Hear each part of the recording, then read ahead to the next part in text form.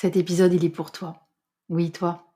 Toi qui m'écoutes depuis quelques semaines, toi qui ressens cet appel au fond de toi à oser ta vibe, quelle que soit la signification que ça puisse prendre pour toi. À t'autoriser à vivre d'autres expériences, à exprimer quelque chose qui est tout au fond de toi, à poser plus clairement tes limites, à respecter davantage tes besoins. Toi qui sens qu'il ne peut pas s'agir que de ça dans la vie. Cocher des cases, se conformer, enchaîner les tâches, s'épuiser, courir toute la journée, faire un boulot ennuyeux en attendant le week-end et les vacances. Mais qui pense qu'au fond tout ça, c'est pas réaliste et qui culpabilise parce que tu penses que te choisir toi en priorité et respecter tes besoins, c'est forcément au détriment des autres que tu vas le faire. Mais je pense qu'il n'y a pas de hasard et que si tu tombes sur cet épisode, c'est que tu as besoin de l'entendre. Alors bonne écoute. Bienvenue sur Ose ta Vibe, le podcast qui t'aide à assumer ta singularité, prendre pleinement ta place et offrir au monde ta vibration unique. Je suis Claire et ce que j'aime le plus, c'est voir le potentiel et la beauté chez les autres et les aider à les révéler. Chaque mardi, je te partage mon propre cheminement, mes prises de conscience et les outils qui me permettent de mieux me connaître, de m'accepter dans mes différentes facettes et de clarifier ce qui m'anime en profondeur. Si tout ça te parle, tu es ici chez toi.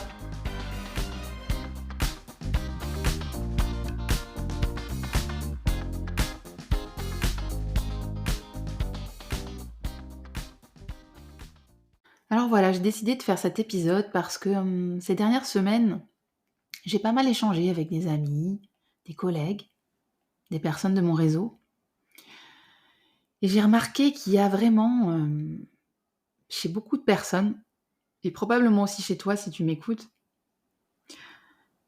cet appel à se remettre un petit peu au centre de sa propre vie, à s'autoriser à vivre d'autres expériences, à poser davantage ses limites, à s'autoriser, à s'écouter davantage. Tout ça. Et, et d'ailleurs, la plupart du temps, ces personnes ont commencé à mettre en place des choses dans leur vie. Elles sont en chemin vers ça. Mais il y a comme une sorte de culpabilité qui les retient. Comme si en fait, faire ça, c'est-à-dire faire de soi sa priorité et respecter ses propres besoins, ça devait forcément se faire au détriment des autres. Et il y a aussi comme quelque chose qui les retient parce que d'une certaine manière, il y a aussi parfois cette peur de gêner les autres en faisant ça. Et, et donc je pourrais te dire que je pense que tu as tort de penser ça, que se faire passer en priorité, c'est la meilleure chose que tu puisses faire pour les autres, etc. Mais je pense que le plus parlant, c'est que je te parle de mon propre vécu, en fait. Parce que des grandes phrases comme ça va pas forcément te parler. Donc je vais te parler de mon vécu, de mon propre vécu et de ce que j'ai vécu donc il y a 3 ans de ça, en janvier 2022. C'était une période en janvier 2022 où, je sortais vraiment, je venais vraiment d'aller visiter mes ténèbres, je dirais, ma souffrance. J'étais vraiment allée au cœur de la souffrance, parce que, j'avais, je venais de mettre un terme à une relation toxique, en fait. Et cette relation m'avait fait réaliser qu'il était temps que je me remette au centre de ma propre vie.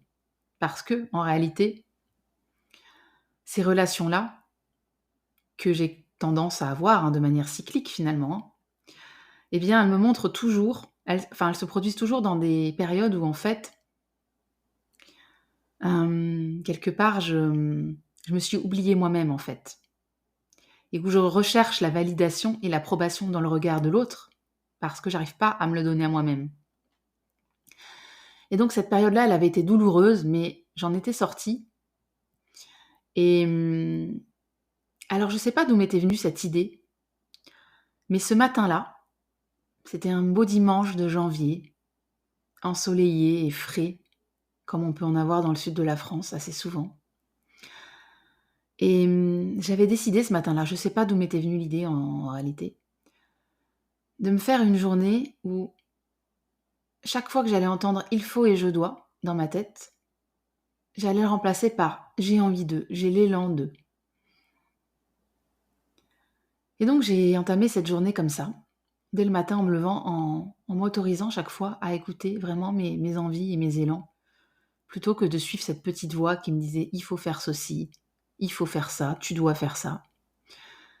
Et hem et cette journée, elle a véritablement été, incroyable en fait. Hem, Elle a débloqué quelque chose en moi et j'ai ressenti, comme une sorte d'illumination ou je sais pas comment on peut appeler ça, mais c'est comme si, tout autour de moi avait pris un éclat un peu différent et hem et cette sensation-là, espèce de joie en fait dans laquelle je baignais et de lumière, elle m'a pas quittée pendant à peu près 10 jours. Bon, elle a fini par s'estomper, mais c'est assez incroyable parce que je réalise aujourd'hui que, ce qui a déclenché en fait cette sensation-là et les révélations que j'ai eues et que j'ai notées et que j'ai consignées dans un carnet, parce qu'à l'époque j'avais commencé à écrire dans un carnet quelques jours avant. Hem Et je vais te les lire d'ailleurs ces notes. Eh bien, tout ça avait simplement été provoqué par cette décision que j'avais prise ce jour-là, d'écouter mes propres besoins intérieurs, en fait. Et ça peut paraître complètement anodin, mais ça a tout changé, véritablement. J'ai expérimenté ce jour-là la fluidité de la vie en réalité. Et j'ai donc écrit dans un carnet des phrases que je vais te lire et il faut vraiment comprendre qu'à ce moment-là, au moment où je les ai écrites, ça sortait de moi de manière complètement automatique, je réfléchissais pas en écrivant. Mais c'est quelque chose qui vibrait vraiment en moi, c'était pas juste des mots, c'était vraiment quelque chose qui vibrait à l'intérieur de moi.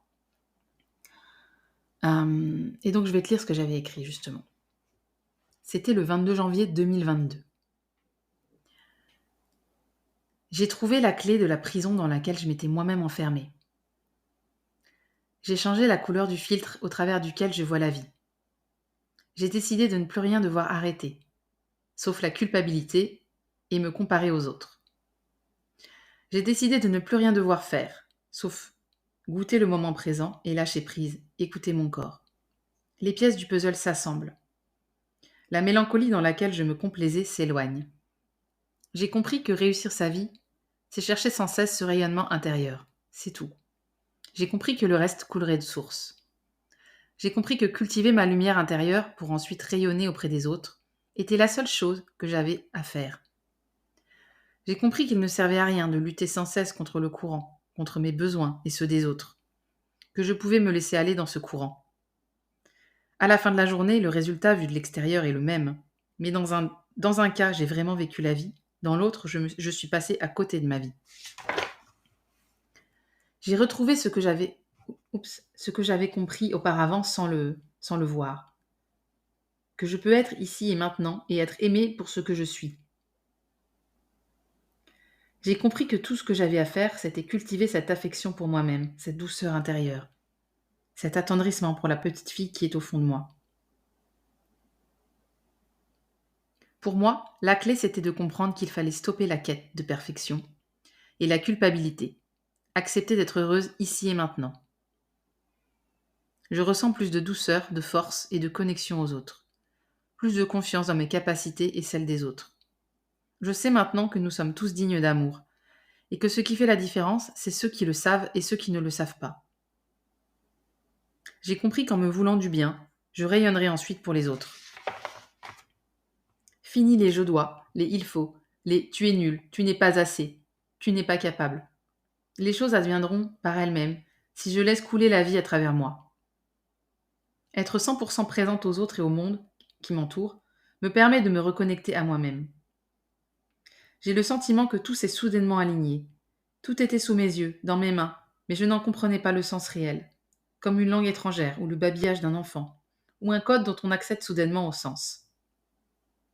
J'ai compris que j'ai une petite flamme à l'intérieur de moi, source de joie pour moi-même et les autres, et que je peux y revenir quand je le souhaite, mais aussi que je dois en prendre soin, l'alimenter, la faire grandir, faire en sorte qu'elle ne s'éteigne jamais. Et pour cela, je n'ai rien d'autre à faire que pratiquer ce qui me fait du bien et me procure de la joie. J'ai cessé de courir après des chimères. J'ai l'impression d'avoir ralenti le temps. C'est en plongeant au cœur de mes propres ténèbres que j'ai trouvé cette lumière. Voilà donc pour l'extrait de ce que j'avais écrit ce jour-là dans mon carnet. Et qui, je le répète, vibrait véritablement en moi au moment où je l'ai écrit. C'était pas juste des phrases que je mettais sur le papier. Donc tout ça pour te dire que cette expérience, assez simple pourtant, a été absolument déterminante. Et donc tout a commencé pour moi quelque part ce jour-là. Et il y a eu véritablement en fait ce jour-là une décision que j'ai posée, une autorisation que je me suis donnée à moi-même et sur laquelle je ne suis plus jamais revenue depuis. Cette autorisation d'écouter avant toute chose mes propres besoins et d'être à l'écoute de mes ressentis intérieurs, à chaque instant. D'y revenir en fait, chaque fois que j'en ressens le besoin. C'est ma boussole. Et je me suis vraiment fait la promesse de faire de la connexion à moi-même et à mes ressentis ma priorité de chaque jour. Et ça s'est traduit très concrètement par 3 choses. Déjà, commencer à dire non à certaines personnes, à certaines relations, à certaines situations, à certaines choses dans ma vie. C'est me donner l'autorisation de plus être parfaite en fait et de désobéir à ce qui me semblait pas juste. Et enfin, de respecter mes besoins fondamentaux. Par exemple, quand je rentrais, du travail en étant fatiguée, eh bien au lieu d'ignorer ça en fait, je me posais cette question: «Mais quels sont les besoins fondamentaux là que tu as ignorés chez toi pour te sentir comme ça?» Et du coup, par exemple, je m'autorisais à aller prendre ma petite douche pendant 5 minutes, en laissant les enfants dans le salon, voilà. Plutôt que d'enchaîner en fait sur ce que j'avais à faire et puis ensuite de me rabattre sur du grignotage parce que j'étais frustrée, par exemple. Donc ça a commencé vraiment par ça, par vraiment de l'écoute de mes besoins et le fait de comprendre que quand j'étais pas bien, en fait, c'est parce que j'avais ignoré mes propres besoins. Et le grand paradoxe dans tout ça, c'est que plus j'ai commencé à faire ça, donc à m'écouter, à écouter mes propres besoins, à être centrée sur mes propres ressentis, plus paradoxalement donc, je suis devenue disponible aux personnes qui avaient besoin de moi autour de moi. Et depuis cette période, je crois que je n'ai jamais autant donné aux autres, autant partagé avec les autres, autant compris les autres, autant accepté les autres, autant aimé les autres en somme, que, que depuis donc que je suis connectée à moi-même et à mes propres besoins. Et je réalise vraiment que le changement, il a véritablement été celui-ci. Il a été ce changement intérieur en fait. Quelque chose que finalement les gens n'ont pas forcément perçu à l'extérieur, mais dont tout a découlé. Ça a commencé là, par cette décision que j'ai prise de remettre mes propres ressentis et mes besoins au centre de mon attention. Et je peux dire aujourd'hui que, ma vie, elle est pas facile, elle est pas plus facile qu'avant, d'une certaine manière. La souffrance a pas disparu, mais je vis les choses plus intensément, en fait. Et mmh et en fait, je me faisais la réflexion, là, en ce moment, j'expérimente pas mal de danses différentes, hem et notamment, de temps en temps, 1 ou 2 fois par mois, je fais des cours de danse contemporaine et dans ce cours, il y a vraiment 2 choses qui m'ont frappée, et qui me font vraiment comprendre qu'on peut vivre sa vie véritablement comme une danse, mais avant, c'était juste des mots pour moi et maintenant je le comprends véritablement. C'est qu'à travers cette danse, j'ai vraiment expérimenté le fait que la vie, comme la danse, ça part avant tout d'un ressenti intérieur et on se fiche finalement, quelque part, de ce que ça donne à l'extérieur. De est-ce que ça ressemble à quelque chose dans le regard des autres à l'extérieur? On s'en fiche de ça. Ce qui compte, c'est qu'est-ce que tu ressens, toi, en fait. Et ça change tout. Vu de l'extérieur, pas forcément, mais de l'intérieur, tout change. Et la deuxième chose que j'ai réalisée dans ces cours de danse, et qui reflète vraiment ce que je comprends aussi de ma vie, c'est que dans l'interaction avec les autres, Et là, par exemple, dans les cours de danse, ça se traduit par, des exercices où, par exemple, il y en a un qui va être le leader pendant un moment et puis tout d'un coup, il s'arrête et c'est à une autre personne du groupe de prendre le lead. Ou des exercices où on va tour à tour s'appuyer l'un sur l'autre en mettant son poids sur l'autre ou en soutenant l'autre, en fait. Et dans tous ces exercices, il y a vraiment cette notion de cette fluidité qui peut s'installer à partir du moment où on est focalisé sur ses ressentis intérieurs, d'une part, et où on est disponible et à l'écoute de l'autre, en fait. Mais ça part déjà d'être à l'écoute de ses propres ressentis. Et donc voilà, je trouvais ça très intéressant, de voir que ces réalisations que je fais au niveau de la danse, je peux les faire aussi à l'échelle de ma vie et des interactions que je peux avoir avec les autres. Et donc la conclusion de tout ça, hein, c'est donc que la réalité, hein, c'est qu'en étouffant ta propre lumière, bah, tu rends pas service aux autres, en fait. Et je t'invite vraiment à réfléchir à comment ça se passe dans le vivant. Une fleur qui déploie ses pétales, elle se pose pas la question de savoir si elle a le droit de le faire. Elle le fait, un point, c'est tout. Et elle est pas en train, de se demander, si ça va déranger les autres autour d'elle. Elle s'adaptera s'il y a d'autres plantes autour d'elle, effectivement, mais sinon, en fait, elle va juste déployer ses pétales, point. Un arbre, il grandit chaque jour et il se pose pas la question de savoir s'il a le droit de grandir ou pas. Et en fait, c'est ça, être vivant. Être vivant, c'est être sans arrêt en évolution, en ascension, d'une certaine manière. Le jour où on stagne, finalement, on est déjà en train de mourir. Et donc j'irai plus loin, c'est que tu fais de mal à personne en faisant ça, tu fais que suivre un mouvement naturel. Tu ne fais que suivre ce qui est vivant à l'intérieur de toi en réalité. Il faut bien se rappeler qu'on est, nous aussi, on fait partie du vivant, on est des êtres vivants qui avons ce besoin de croissance, d'expansion.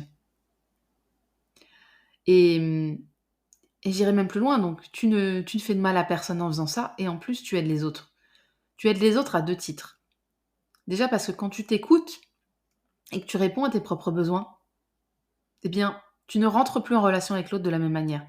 Parce que tu n'es plus en train d'attendre des autres qui te valident, qu'ils t'aiment et qu'ils remplissent tes propres besoins. Et du coup, tu deviens pleinement disponible à l'autre dans la relation. Et c'est uniquement comme ça que tu peux véritablement écouter l'autre, aider l'autre, aimer l'autre en fait. C'est pas en étant dans l'attente de quelque chose vis-à-vis de l'autre. Parce qu'une fois que tu te l'es donné à toi-même, tu n'es plus en train d'attendre quelque chose de l'autre. Et donc on peut rentrer dans des relations qui vont être saines et donner aux autres. Et deuxièmement, quand tu fais ça, eh bien, tu deviens une force d'inspiration absolument incroyable dans le monde. Parce que quand tu fais ça, tu t'autorises à le faire. Mais du coup, par effet ricochet, tu autorises ton entourage. Ta famille, tes collègues, tes amis, la personne avec qui tu vis, tes enfants. Tu les autorises à faire de même. Donc c'est extrêmement important. Tu ne le fais pas seulement pour toi, tu le fais aussi pour les autres, tout ça. Alors petite, précision, hein, quand même, c'est que une fois que tout ça c'est dit, je suis pas en train de te dire là qu'il faut, du jour au lendemain, envoyer par exemple une situation ou un travail par exemple qui te convient plus, hem,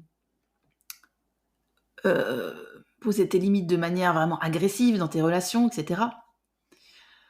Faire de soi sa priorité et écouter ses besoins, c'est avant tout, comme je le disais, une autorisation qu'on se donne à soi-même, une autorisation intérieure d'écouter ses propres ressentis. Après, comment on met ça en place de manière concrète dans sa vie quotidienne? Comment ça va se matérialiser? Ça, j'en parlerai dans le prochain épisode, puisqu'on va parler de comment je peux reprendre la maîtrise de mon temps et de mon énergie. Et ça passe véritablement par de l'écoute de soi. Mais comment faire du coup dans les moments où tu doutes par rapport à tout ça? Bah, je vais te donner quelques pistes, hein, qui moi m'ont véritablement, qui m'aident et enfin qui m'ont aidé, qui m'aident encore. Déjà une première chose qui peut t'aider, c'est imagine un instant toutes ces choses qui t'inspirent. Ça peut être des personnes, ça peut être une musique, ça peut être un livre, un film, un projet, une entreprise, un objet. Quelque chose qui existe dans ce monde et qui t'inspire profondément, que tu aimes, dont tu penses quelque part que le monde serait moins beau si cette chose n'y était pas. Et maintenant, réalise que tout ça, ça a été permis à un moment donné parce qu'il y a une personne qui a eu cette idée, cette pensée à l'intérieur d'elle et qui s'est autorisée à la matérialiser, à l'exprimer. Réalise ça et imagine si cette personne, elle s'était dit « ça en vaut pas la peine, je vais... de toute façon, ça en vaut pas la peine et puis il vaut mieux que je continue à pas faire de vagues, que je continue comme un bon petit soldat, comme un bon petit mouton et que je sorte pas du rang, que je me fasse pas remarquer et que je fasse ce qui est attendu de moi. » Voilà. Imagine toutes les belles choses qui manqueraient à ce monde si les personnes à l'origine de toutes ces créations-là ne s'étaient pas autorisées à les faire naître. Et réalise du coup que tout ce que tu retiens à l'intérieur de toi, tu en prives les autres au fond. Et une deuxième une question en fait que tu peux te poser. Une question qui te paraîtra peut-être un peu étrange, peut-être pas. Mais cette question, elle est la suivante. Si tu étais l'univers, cette grande force universelle, cette grande force de vie, si tu étais donc cette force, venue s'expérimenter et jouer à travers la forme qu'est ton corps, est-ce que tu continuerais à faire ce que tu fais? À te faire souffrir, à faire des choses que tu n'as pas envie, à rester bloqué dans un travail qui ne t'épanouit pas, ou dans des relations qui te font souffrir. Est-ce que vraiment tu ferais ça si tu réalisais que tu es cette force universelle, on peut l'appeler l'amour, si tu étais l'amour qui joue, qui expérimente à travers ce corps qui est le tien? Qu'est-ce qui changerait dans ton quotidien si tu réalisais ça à chaque instant? Et si tu veux expérimenter cette fluidité, de se reconnecter en fait à la vie dans ton quotidien, eh ben, je t'invite vraiment à expérimenter cette journée sans il faut et sans je dois. Une journée où tu remplaces donc ces injonctions-là par j'ai envie de, j'ai l'élan de. Autorise-toi cette journée pleinement et ressens ce que ça fait. Ressens la différence que ça fait à l'intérieur de toi. Et réalise que ta vie pourrait être tellement différente si chaque jour était comme ça. Voilà. Cet épisode, il n'est pas parfait, loin de là. Mais il a le mérite d'exister. Il a le mérite d'être sorti de moi. Il a le mérite d'être sincère. Et je sais qu'il résonnera peut-être pas avec tout le monde, mais il résonnera avec les personnes avec qui il doit résonner. Et je terminerai en te disant que dans ce monde où le vivant est en train de s'éteindre partout, oui, à cause de l'humain, l'humain qui, parce qu'il écoute plus le vivant à l'intérieur de lui, ne respecte plus non plus le vivant autour de lui, eh bien, il est temps de se reconnecter à ce qui est vivant en toi. C'est la chose la plus importante que tu puisses faire. Il est vraiment, vraiment temps. Et on a besoin que tu le fasses. Alors s'il te plaît, si tu le fais pas pour toi, fais-le pour les autres. Si tu as écouté cet épisode jusqu'au bout, c'est que mes mots résonnent en toi et qu'on est sur la même longueur d'onde. J'en suis vraiment heureuse et je te remercie beaucoup pour ton écoute. Si tu souhaites soutenir le podcast, tu connais la chanson. N'hésite pas à me laisser un commentaire, à t'abonner pour ne rater aucun épisode et à partager ce contenu aux personnes de ton entourage qui en ont besoin.